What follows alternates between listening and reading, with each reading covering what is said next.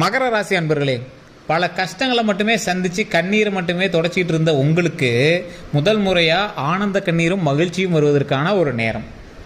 என்ன சார் ஆனந்த கண்ணீர் இப்படிலாம் சொல்கிறீங்க? 3 வருஷமாக படாத பாடுபட்டோம், ஒரு உயிரிழப்பெல்லாம் சந்திச்சாச்சு. அது மட்டும் இல்லாமல் அதற்கு பிறகு திருமணம் நடந்தது, அதற்கு பிறகு குழந்தை பிறந்தது, அதுலேயுமே சின்ன சின்ன சிக்கல்கள்லாம் தாண்டி தான் குழந்தை பிறந்திருக்கு.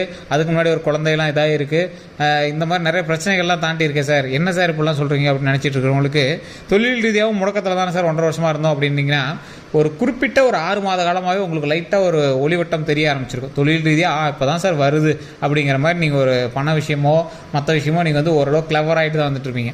அந்த டைமில் கூட நிறைய வருமானம் ஈட்டக்கூடிய ஒரு குறிப்பிட்ட டைமில் கூட உங்களோட ஃபேமிலியை நீங்கள் விட்டு கொடுத்துருக்க மாட்டீங்க. உங்களோட லைஃப்பில் சின்ன சின்ன சந்தேகங்கள், அந்த மாதிரி கஷ்டப்படுத்துறது, இந்த வார்த்தைகள், ஒருத்தர் மேலே மூலியமாக நம்பிக்கை வைக்க மாட்டீங்க. இது மாதிரியே தான் போயிட்டுருப்பீங்க. இது மட்டும் இல்லாமல் ஒரு குறிப்பிட்ட காலகட்டத்தில், அதாவது உங்களுடைய ஒரு 6 மாதம், ஒரு 6 மாதம் கரெக்டாக 6 மாதத்துக்கு முன்னாடிலாம், கரெக்டாக 6 மாதத்துக்கு முன்னாடியிலேருந்து ஒரு 3 வருஷம், அந்த 3 வருஷமும் உங்களுக்கு வந்து படாத பாடுபடுத்திருக்கும். இந்த 6 மாதம் உங்களுக்கு ஓரளவு கொஞ்சம் ஃப்ரீயாக விட்டுருக்கும். வருமானத்துலையும் சரி, குடும்பத்துலையும் சரி, எந்த ஒரு விஷயத்துலையும் கொஞ்சம் ஓரளவுக்கு உங்களுக்கு கிளியராகவே இருந்திருக்கும். இந்த 6 மாதத்தை தாண்டி இப்போ வந்து நிற்கிறீங்க. புது வருடமாக இருக்கும்.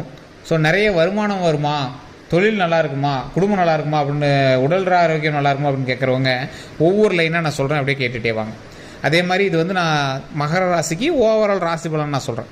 நீங்கள் என்ன பண்ணணும், தனிப்படையான ஜோதிடம் பார்த்து தெரிஞ்சுக்கணும். சில விஷயங்கள் ஒரு முக்கியமாக நீங்கள் வந்து கரெக்டாக இது பண்ணணும் அப்படிங்கிறவங்க ஜோதிடம் பார்த்து தெரிஞ்சுக்கணும். இப்போ நம்ம ராசி பலனில் மகர ராசியில் 10-15 கோடி பேர் இருப்பான். ஸோ அதில் நான் குறிப்பிட்ட எங்களுக்குன்னு சொல்ல முடியாது. அதில் ராசி தனியாக இருக்குது, தசாபுத்தி தனியாக இருக்குது, நட்சத்திரம் தனியாக இருக்குது, லக்கணம் தனியாக இருக்குது. அது தகுந்தாறு போல் டிவிஷனாக பிரிஞ்சு வரும்.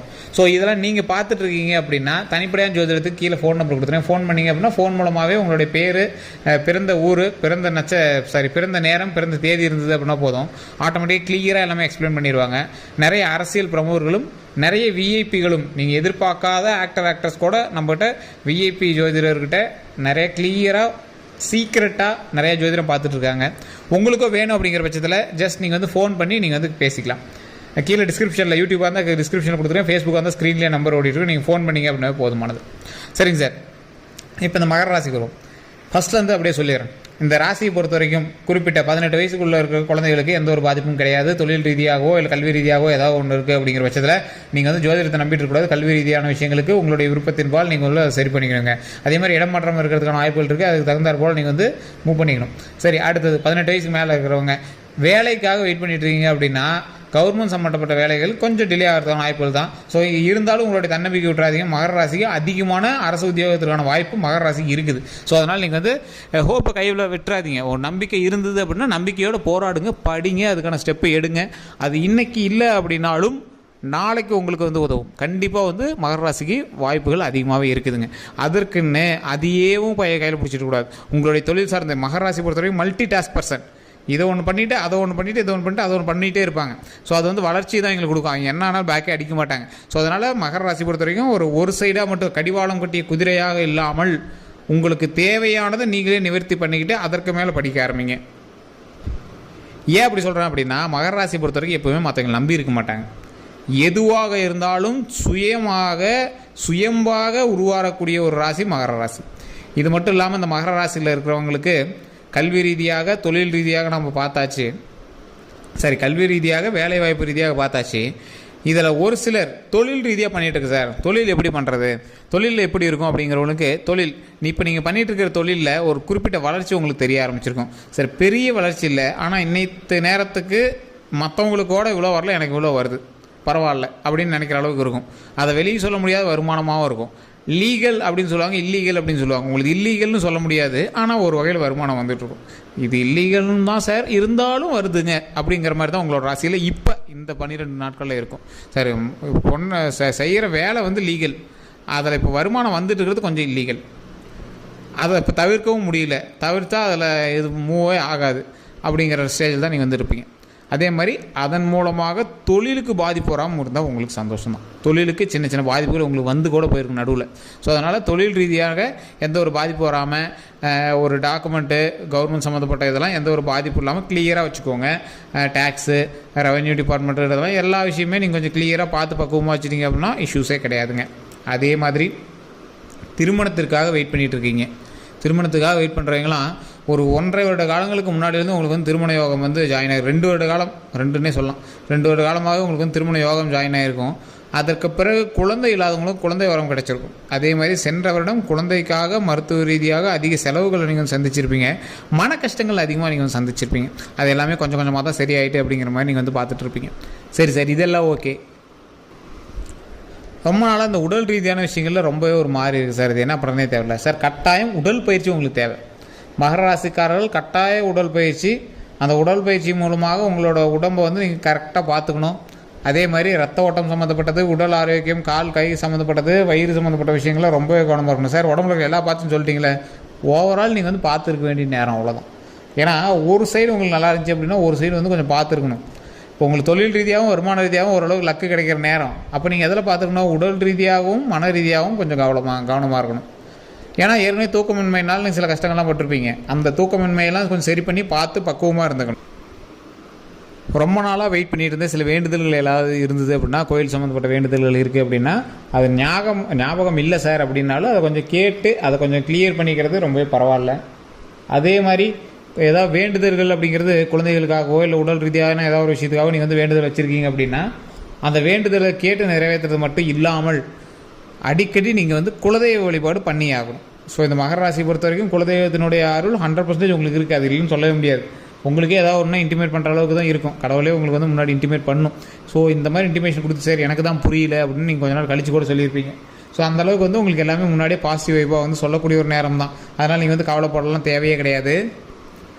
என்ன தான் குலதெய்வ வழிபாடு பண்ணிங்க அப்படின்னாலும் உங்களுக்கு வந்து ஃபஸ்ட்டு குலதெய்வ வழிபாடு, அதற்கு பிறகு உங்களுக்கு வந்து அதாவது எப்போவுமே வந்து உங்களுக்குன்னு ஒரு தனிப்படையான ஒரு தெய்வம் இருக்கும். அந்த தெய்வம் வந்து உங்களுடைய இஷ்ட தெய்வமாகவும் இருக்கும்.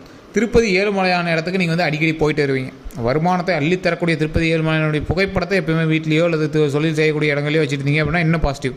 சிங்கிளாக நிற்பார், அப்படியே பார்த்தீங்கன்னா ஜெகன் அப்படியே ராஜ அலங்காரத்தில் திருப்பதி ஏழுமலையான் வந்து தனிப்படையான ஃபோட்டோவாக இருக்கும். அதை வச்சு வணங்குனீங்க அப்படின்னா உங்களுக்கு வந்து ரொம்பவே நல்லது.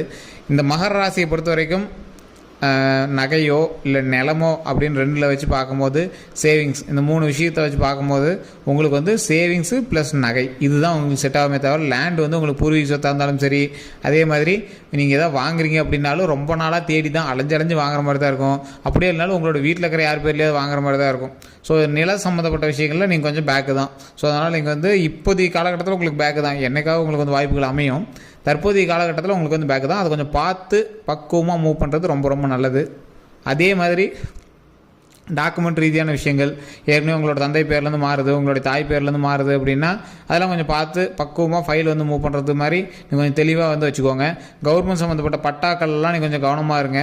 உங்களுடைய நிலம் அளக்கிறது உங்களுக்கு தெரியாமல் யாருக்காவது பட்டா மாறி இருக்குது அப்படிங்கிற பட்சத்தெல்லாம் கொஞ்சம் கிளியராக அதை பார்த்து பக்குவமாக மூவ் பண்ணுறதுல கொஞ்சம் தெளிவாக இருந்துக்கோங்க சார். இதெல்லாம் நிலம் சம்மந்தப்பட்டு, உடல் சம்மந்தப்பட்டது, உயிர் சம்மந்தப்பட்டது எல்லாமே சொல்லியாச்சு.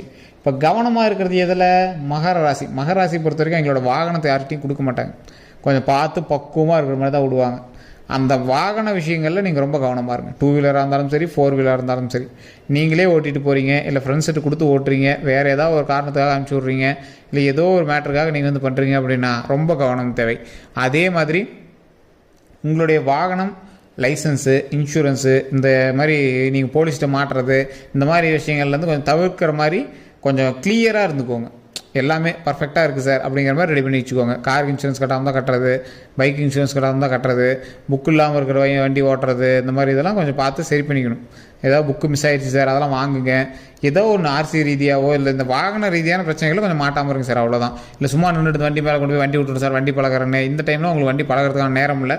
அது கொஞ்சம் பார்த்து அந்த காலகட்டங்கள் தாண்டி பிறகு நீங்கள் வந்து இது பண்ணலாம். வண்டி வாங்கலான்னு இருக்கும் சார், உங்கள் பேரில் அல்லது வேற எங்கள் பேரில் வாங்க. உங்கள் பேரில் ஃபஸ்ட்டு தனிப்பட்ட ஜோதிடம் பார்த்துட்டு வேற எங்கள் பேரில் கூட வாங்குறதுனால வாங்கலாம். ஸோ இது எல்லாமே வாகன சம்மந்தப்பட்ட விஷயங்களில் பார்த்து கவனமாக இருக்கணும், அவ்வளோதான்.